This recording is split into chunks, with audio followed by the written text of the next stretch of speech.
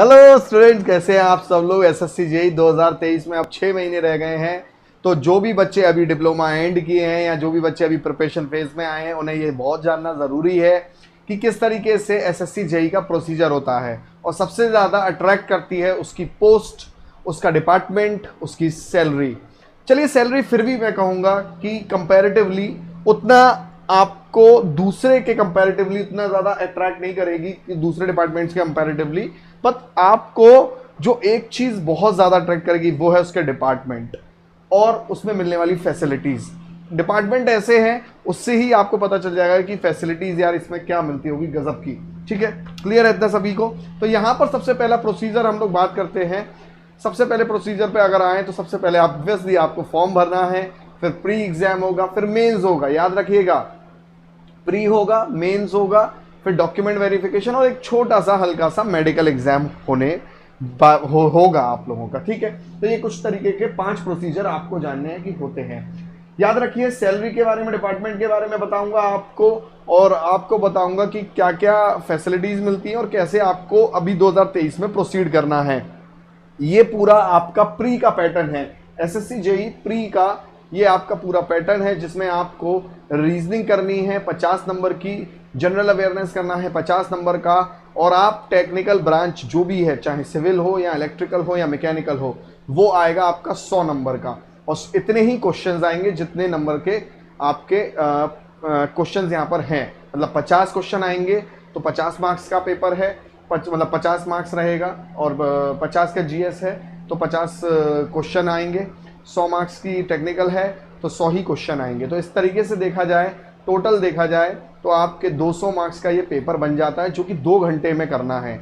और क्वेश्चंस कितने हैं यहाँ पर अगर हम लोग देखें, अगर आप लोग यहाँ पर देखेंगे कि क्वेश्चंस कितने हैं, क्वेश्चंस कितने हैं यहाँ पर अगर हम लोग देखेंगे, क्वेश्चंस यहाँ पर बन रहे हैं 200 ही क्वेश्चंस आपके यहाँ पर बन रहे हैं। अब 200 क्वेश्चंस 2 घंटे में, सबसे बड़ा चैलेंज यहाँ एसएससी जेईई को अगर आपको निकालना है तो आपको इस चैलेंज को फेस करना पड़ेगा। इसको आप नहीं हल्के में ले सकते। 120 मिनट में आपको कवर करना है 200 क्वेश्चंस। ये छोटा टास्क नहीं है। 26 सेकंड एक क्वेश्चन को मिलते हैं, याद रखिएगा। 26 सेकंड एक क्वेश्चन को, मतलब कि पढ़ना भी है 26 सेकंड में, उस क्वेश्चन को सॉल्व भी करना है और टिक लगा के आगे भी जाना है। याद रखिए, ये पूरा का पूरा पेपर एक साथ होता है, जो कि 120 मिनट में आप लोगों का होगा। अब यहां पर कुछ चीजों को समझेंगे कि कैसे आप इसी स्पीड को बढ़ाएंगे। देखो, क्वेश्चन टफ नहीं आता है, आपको बस प्रैक्टिस करनी है, टेस्ट सीरीज देनी है, और आपको सुबह चैंपियन सीरीज के सेशन में आना है, जो मैं लेता हूं सुबह 7 बजे। चंद्र प्रकाश सर आपका स्वागत करते हैं अद्वैत एजुकेशन पर, और यहाँ आपको सब्सक्राइब कर लीजिए। रोज सुबह 7 बजे सेशन मेरा मिलेगा, जो कि आपको बनाएगा बहुत बहुत क्वालिटी वाइज तगड़ा। आपको मिक्स्ड क्वेश्चन के लिए प्रिपेयर होना है तो चैंपियन सीरीज मतलब आपको घोल के पी जानी है। रोज सुबह लाइव आप अटेंड कर लीजिए। अब अगर मैं बात करूं यहाँ पर सब्जेक्ट्स की, तो देख ले सकते हैं आप लोग यहाँ पर, ये मेंस का सिलेबस है। मतलब प्री और मेंस होता है, जिसमें प्री आपका होता है 200 नंबर का, 200 मार्क्स का, और आपका मेंस होता है 300 मार्क्स का। ठीक है, तो इस तरीके से टोटल प्री और मेंस को मिला के 500 नंबर का पूरा पेपर हो जाता है। हालांकि मेंस आप लोग तभी दे पाएंगे जब आप प्री क्रैक कर लेंगे और उसमें आप सिलेक्ट, मतलब उसमें एक कट ऑफ क्लियर कर लेंगे। तो केवल ओनली टेक्निकल होता है, ये केवल टेक्निकल पेपर होता है। और जैसे आप इलेक्ट्रिकल के हैं तो 300 मार्क्स का क्वेश्चन होगा 120 मिनट में। सबसे इंपॉर्टेंट बात, ये एक सब्जेक्टिव पेपर होता है। इसमें आपको ऑब्जेक्टिव क्वेश्चंस नहीं मिलेंगे, आपको सब्जेक्टिव मिलेंगे। मतलब क्वेश्चंस लिखा होगा और आपको राइट करना होगा, जैसे आप अपने सेमेस्टर एग्जाम्स में करते थे। एक और बात यहाँ पर मैं बता देता हूँ सबको कि ये जो सब्जेक्टिव क्वेश्चंस हैं, इसमें आपको चॉइस भी मिलती है कि आप मतलब यहाँ, मतलब उसमें आपको कि जैसे मान लीजिए 15 में से आपको 10 ही करने हैं। इस तरीके से आपको चॉइस भी यहाँ पर मिलती है। ठीक है, तो मैं फिर से इसको कंक्लूड कर दूंगा, कोई सेक्शनल कट ऑफ नहीं है पेपर 1 पेपर 2 में कि नहीं भैया आपको रीजनिंग में इतने ही लाने हैं या आपको इतने ही लाने हैं किसमें, क्या कहते हैं, जीएस में।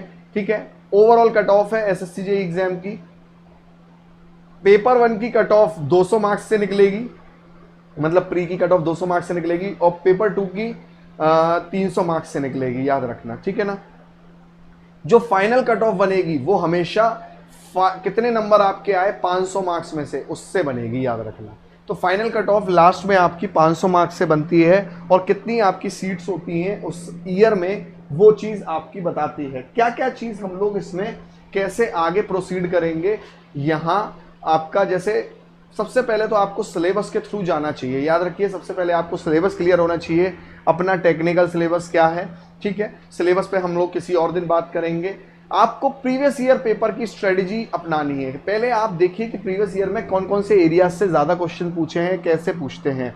ठीक है, और उसी हिसाब से क्लेवरली आपको टाइम देना है, उसी पेपर पैटर्न के हिसाब से आपको टाइम देना है।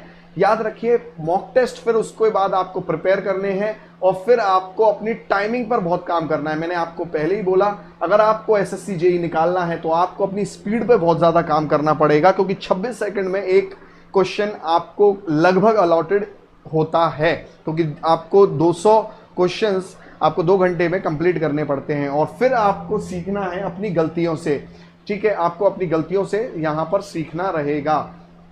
चलिए, तो ये जो स्ट्रेटेजी है कि आपको प्रीवियस ईयर पेपर देखना पड़ेगा, ये आपकी पूरी होगी चैंपियन सीरीज में। मैं चंद्र प्रकाश रोज सुबह 7 बजे चैंपियन सीरीज लेता हूं, जिसमें अभी हम लोग सॉल्व कर रहे हैं एसएससी जेईई के प्रीवियस ईयर पेपर। आप लोगों के कमेंट बॉक्स में लिंक है, आप उसे सेट रिमाइंडर कर लीजिए। जब आप उसे सेट रिमाइंडर कर लेंगे तो आपको जो भूलने की आदत है कोई दिक्कत नहीं है, नोटिफिकेशन आप तक मिल जाएगा। ये संकल्प बैच है जो कि 4500 में जस्ट अभी आपका ऑफर प्राइस रनिंग है और 15 जून से क्लासेस होंगी एसएससी जेईई की। आप इन नंबर पर कॉल कर सकते हैं और पता कर सकते हैं कि सर मैं ये बैच कैसे ले सकता हूं, अगर आप वाकई में सीरियस हैं एसएससी जेईई को लेके।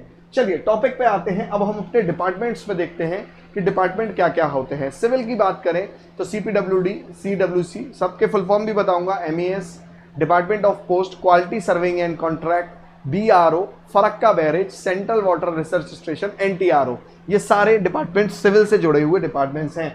अगर मैं इलेक्ट्रिकल की बात करूं तो एमईएस, सीडब्ल्यूपीआर, ठीक है, एमईएस, सीडब्ल्यूपीआर स्टेशन मतलब central water power research station, BRO, quality assurance, CPWD, Farakka barrage और एनटीआरओ, ये सारे के सारे डिपार्टमेंट्स इलेक्ट्रिकल के लिए अवेलेबल हैं। आइए कुछ बात यहाँ पर थोड़ी सी सीरियस भी कर लेते हैं कि कौन सा डिपार्टमेंट किसके लिए है। ध्यान से यहाँ पर देखिए, अगर मैं केवल बीआरओ की बात करूंगा तो सिविल, इलेक्ट्रिकल और मैकेनिकल दोनों पोस्ट इसमें अवेलेबल हैं। केवल सीपीडब्ल्यूडी की बात करूंगा तो वही सिविल इलेक्ट्रिकल दोनों के लिए अवेलेबल हैं। अगर मैं central water power research station की बात करूंगा तो फिर से सारी ब्रांचेस इसमें अवेलेबल रहती हैं। सेंट्रल वाटर कमीशन में बात करूंगा तो देखिए यहाँ पर सिविल और मैकेनिकल है। यहाँ पर अगर आप देखेंगे तो इलेक्ट्रिकल ब्रांच नहीं है। यहाँ अगर आप देखेंगे तो देखिए यहाँ इलेक्ट्रिकल ब्रांच नहीं है, यहाँ इलेक्ट्रिकल ब्रांच नहीं है। ठीक है, फिर आप देखिए नेवल में, अब यहाँ पर सबसे अच्छी बात पता है क्या है, देखिए ये नेवल मतलब नेवी का डिपार्टमेंट, मतलब कि डिफेंस से आप जोड़ सकते हैं अगर आप वाकई में, ठीक है, क्लियर है इतना पॉइंट। अगर आप वाकई में डिफेंस को लेके सीरियस कभी जीवन में रहे हैं या आपकी इच्छा थी कि कभी मैं डिफेंस में जाऊं, तो एक तो एनडीए का एग्ज़ाम होता था पहले, और एनडीए के एग्ज़ाम अमूमन बच्चे तब छोटे होते हैं, उन्हें उतना नॉलेज नहीं होता कि वो एनडीए के थ्रू कितने बड़े ऑफिसर बन सकते हैं, और जिनको होता है वो लोग निकल जाते हैं। बट आपके पास फिर से ये अपॉर्चुनिटी है कि आप डिफेंस ज्वाइन कर सकते हैं। एक एज अ टोटल पूरे सिपाही नहीं बनोगे, बट आप बहुत अच्छी पोस्ट पे होगे और खुद भी एक सिपाही से कम नहीं कहलाए जाओगे। ठीक है, जब मौका आने पर आपको वर्दी तक भी मिलती है। ठीक है, तो ये देखिए मैकेनिकल इलेक्ट्रिकल वाले भी नेवल डिपार्टमेंट में जा सकते हैं, बहुत अच्छा मौका है। ठीक है, यहाँ पर आप देख सकते हैं नेवल में जा सकते हैं।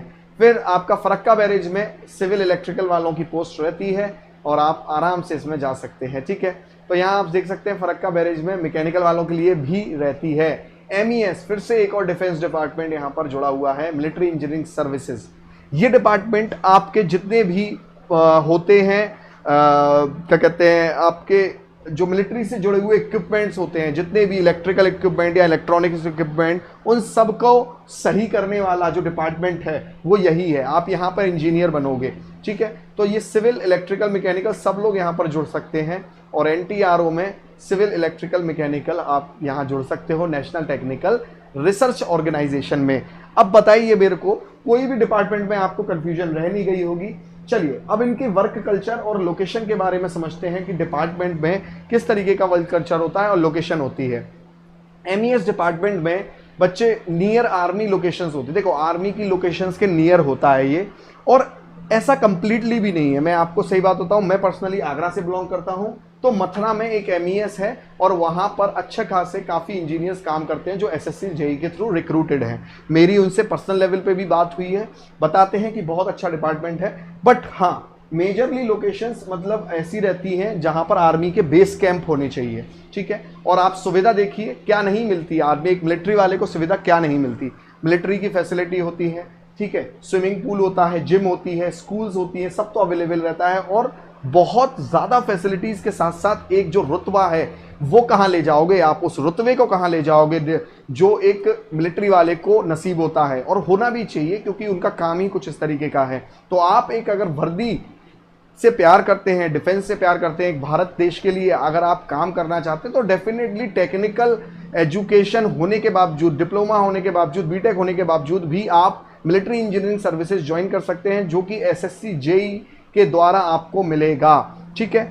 यहां पर फिर हम लोग बात करें central water power research organisation, location इसकी पुणे होती है। और ये किसके अंडर आता है, देखो कितने तगड़े डिपार्टमेंट है। डिपार्टमेंट भी ऐसे जो प्राइम मिनिस्टर से के बिल्कुल ठीक नीचे, नाक के नीचे डिपार्टमेंट्स रहते हैं, जैसे मिनिस्ट्री ऑफ वाटर रिसोर्सेज, ठीक है, मिनिस्ट्री ऑफ डिफेंस। इन्हें खुद जो है एक प्राइम मिनिस्टर समय निकालते निकालते देखता है। और मिलिट्री डिपार्टमेंट तो ऐसा है, डिफेंस डिपार्टमेंट तो ऐसा है कि हर प्रधानमंत्री इससे स्ट्रांग भी करना चाहता है, ठीक है।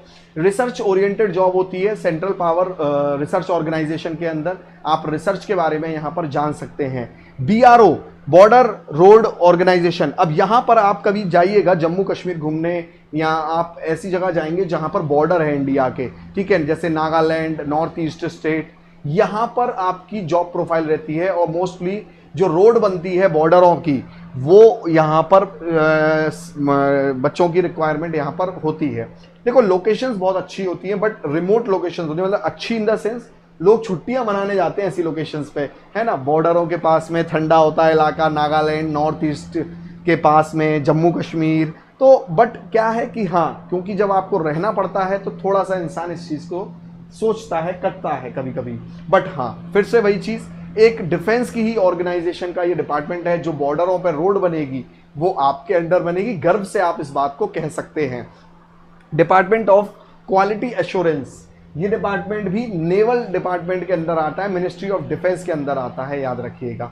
सुपरविजन का वर्क देखना होता है कि मतलब आपका मिनिस्ट्री ऑफ डिफेंस में आता है, और इसमें जो इक्विपमेंट्स की क्वालिटी क्या है, नेवी में यूज होने वाले इक्विपमेंट्स की क्वालिटी कैसी रहेगी, उसके मतलब उसका काम आपको रहता है, उसका देखरेख आपको रहती है। CPWD, कौन नहीं जानता इस डिपार्टमेंट को, कौन नहीं जानता, public works department, central public works department.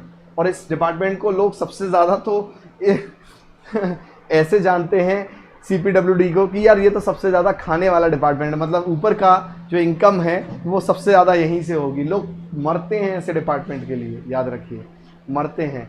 Major cities में CPWD होता है, ऐसा नहीं कि किसी छोटे गाँव में ही होगा, अच्छी अच्छी सिटीज़ में CPWD का डिपार्टमेंट्स होता है।